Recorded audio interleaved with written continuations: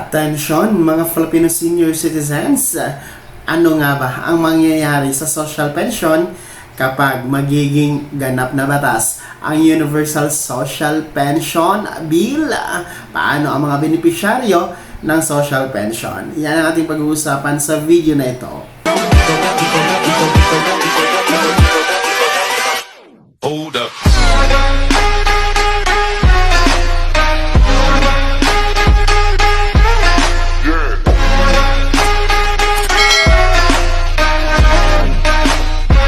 Hello mga ka-vlogs! Welcome dito sa aking YouTube channel.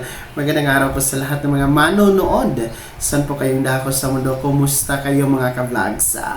Paano nga ba ang social pension kapag darating ang araw na magiging isang ganap na batas? Itong Universal Social Pension Bill, paano na lang po ang mga benepisyaryo o mga indigent seniors na ngayon ay tumatanggap ng 1,000 piso na pensyon bawat buwan sa ilalim ng social pension? Yan ating pag-uusapan mamaya-maya. Pero bago ang lahat, kung bago ka pa lang dito sa aking YouTube channel o di kaya hindi ka pa nakasubscribe, click nyo muna ang ating subscribe button na nasa baba. Huwag yung kalimutan na pindutin ang notification bell, ilagay nyo po sa all para naman updated kayo sa lahat ng mga videos na aking i-upload. So eto na nga mga senior citizens, paano nga ba na darating ang araw na magiging batas itong inyong inaantay na Universal Social Pension Bill? Ano na nga po ba ang mangyayari dito sa kasalukuyang social pension ng ating mga indigent o mga mahihirap na mga senior citizens? Ito nga po ba ay mawawala na? Kasama pa din po ba sila sa Universal Social Pension mga ka-vlogs? Well, sa kasalukuyan nga po ang ating pong kasalukuyang pensyon na tinatanggap po ng ating mga senior citizen mula sa gobyerno ay ang tinatawag na social pension. At ito nga po ay nasa ilalim pa ngayon ng DSWD sapagkat hindi pa nga ito nailipat sa NCSC. Pero itong social pension na ito, hindi po ito lahat makakakuha. Hindi po ito para sa lahat ng mga senior citizens sapagkat meron pong criteria, meron pong mga tinitingnan na mga factor paano kayo makakasali dito. So, una po, kailangan may karamdaman, may kapansanan, walang source of income, walang nagbibigay o nag-aabot na sustento mula sa anak o sa pamilya. Ayan po, sila po ang tinatawag na mga indigent o mahihirap na mga senior citizens mga ka-vlog. So sila po ang sinasabi ng kriteria ng DSWD para makasama sa 1,000 piso na buwan ng pensyon ng social pension.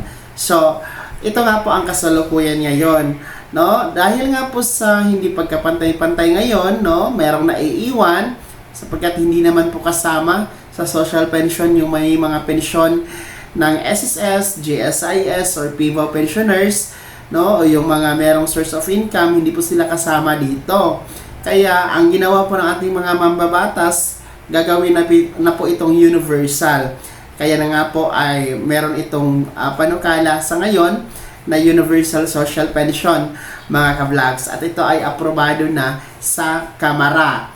And ito nga pong Universal Social Pension ay para na ito sa lahat ng mga senior citizen, maging ikaw ay may pensyon o wala, mayaman o mahirap, indigent or hindi, may source of income o wala, basta ikaw ay 60 years old pataas, ikaw ay senior citizen, kasama tayo lahat dito sa Universal Social Pension kung magiging batas ito mga ka-vlog. So ang mangyayari lang dito sa social pension for indigent ay totally mawawala na po yon dahil automatic po ang ating mga social pensioner ngayon na mga indigent seniors ay automatic po yan maililipat, automatic po yan masasama dito sa Universal Social Pension kung magiging batas. Dahil from the word universal, lahat na nga po, wala nang pipiliin. Kaya huwag mag-alala yung mga nagtatanong na mga kasali dito sa social pension sa ngayon dahil hindi pa rin kayo maiiwan,